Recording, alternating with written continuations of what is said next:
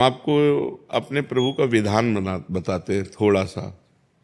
जब प्रभु किसी पर कृपा करते हैं, ये वैभव मिलना कृपा नहीं है, ये पुण्य है।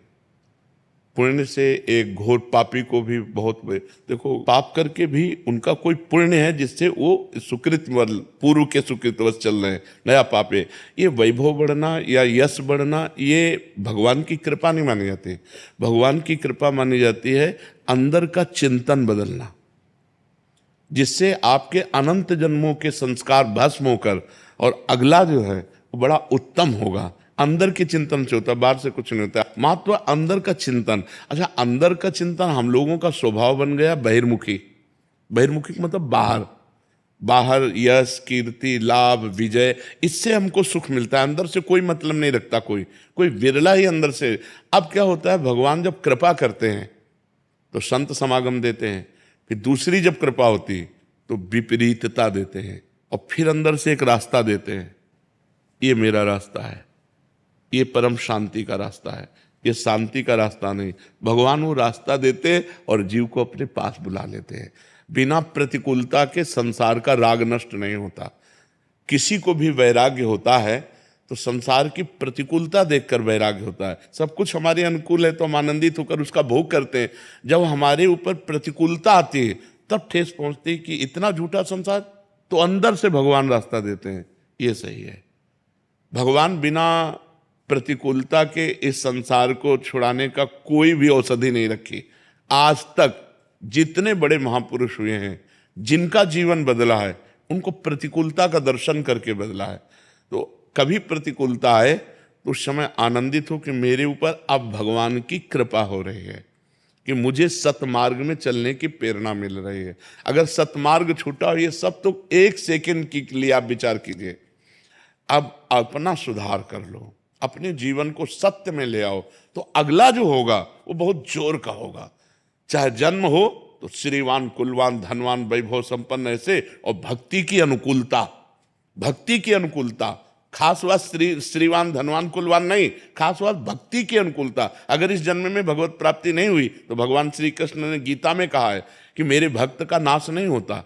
मैं कुलवान धनवान श्रीवानों के कुल में जन्म देता हूं और फिर पुनः भक्ति का माहौल देता हूं, और पूर्व का जो भजन छूटा हुआ हो वहीं से उसको। अब बिल्कुल ऐसे ही रहो जैसे रह रहे हो, बिल्कुल संसारिक बन करके रहो, लेकिन अंदर का चिंतन आपका बदल जाए। अंदर के चिंतन में आपकी यश की भावना न रह जाए, अंदर के चिंतन में आपको धन बढ़ाने की भावना न रह जाए। अंदर का चिंतन हो जाए, प्रभु बहुत जन्म व्यतीत हो गए, अब एक बार आपसे मिलना चाहती हूँ, एक बार आपसे मिलना चाहते हैं प्रभु, मुझे आप चाहिए, अब संसार नहीं। तो बात बन जाएगी, तो बात बन जाएगी। तो इसलिए आनंद पूर्वक भगवान का नाम जप करो, बिल्कुल चिंता मत करो। बाबा, क्या नाम जप से हो जाएगा पूरा? ये हम अपने जीवन का अनुभव बताते हैं। सांख्य योग और अष्टांग योग और कर्म योग और भक्ति योग, चारों योगों में प्रवेश रहा है। पहले हम सन्यासी रहे 20 वर्ष सन्यासी रहे काशी विश्वनाथ जी।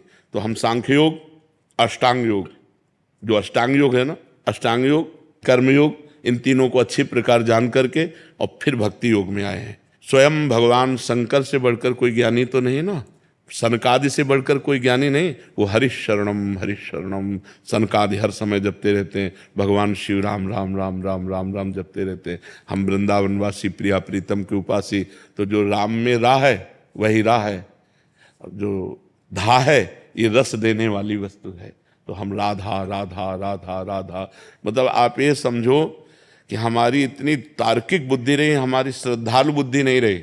सन्यासी की जो बुद्धि होती है वो तर्क प्रधान होती, कसौटी पर कसने पर। तो हम केवल भावुकता में राधा राधा का प्रचार नहीं कह रहे कि हमने सुना और ऐसे ग्रंथों में पढ़ा हो, ऐसे कह रहे, स्वयं स्वाद लेके कह रहे और विश्वास के साथ कह रहे कि यदि आप राधा राधा जपते हो तो इसी जन्म में भगवत प्राप्ति हो जाएगी, इसी जन्म में।